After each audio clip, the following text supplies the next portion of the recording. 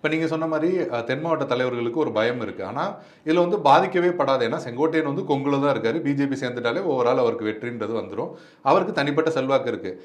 அதனால அவர் வந்து அவரோட நிர்வாகிகளுக்கு பதவி போடலை, அதுக்காகவும் பேசுறாரு அப்படின்னு சொல்றாங்கல்ல, அது எப்படி சார் அது யூகம். அவர் வெளியில சொன்ன காரணத்தை தான் நம்ம வாதிக்க முடியும். அப்படி ஒரு எதிர்பார்த்தாலும் தப்பு இல்லை சார். அவங்கவுங்க ஊர்ல அவங்க மாவட்ட செயலர் கொடுக்குற லிஸ்டான போடுறீங்க. ஆமாம் ஆமாம். புதுக்கோட்டையில் டாக்டர் விஜயபாஸ்கர் கொடுக்குற லிஸ்ட்டை மீறி ஒரு போட்டுருவாரு. கோயம்புத்தூர்ல வேலுமணியை தாண்டி ஒரு ஆள் நிர்வாகியை போட முடியுமா? முடியாது. சேலத்தில் இன்னொரு ஆள் போடுற கேபி முனுசாமி விரும்புகிறாரு சார், இந்த கொண்டலாம்பட்டியில் என்ன எடப்பாடி விடுவார்? ராஜேந்திர பாலாஜி வர்றாரு உள்ள சேலத்துக்குள்ளே. ஆனால் இந்த சேலம் மேற்கில் என் சொந்தக்காரன் ஒருத்தர் இருக்கான், அப்படின்னா விடுவார் எடப்பாடி? ஓ, சேலத்தை பற்றி எனக்கு தெரியுமியா அப்படி சொல்லுவாரா மாட்டாரா? கண்டிப்பாக சொல்லுவார். அப்போ ஒருத்தரும் அங்கங்கே இருக்கிற சூழல் அவங்களுக்கு தானே புரியும். கோபிச்செட்டிப்பாளையத்தை பற்றி, ஈரோட்டை பற்றி செங்கோட்டையனோட எடப்பாடிக்கு தெரியுமா?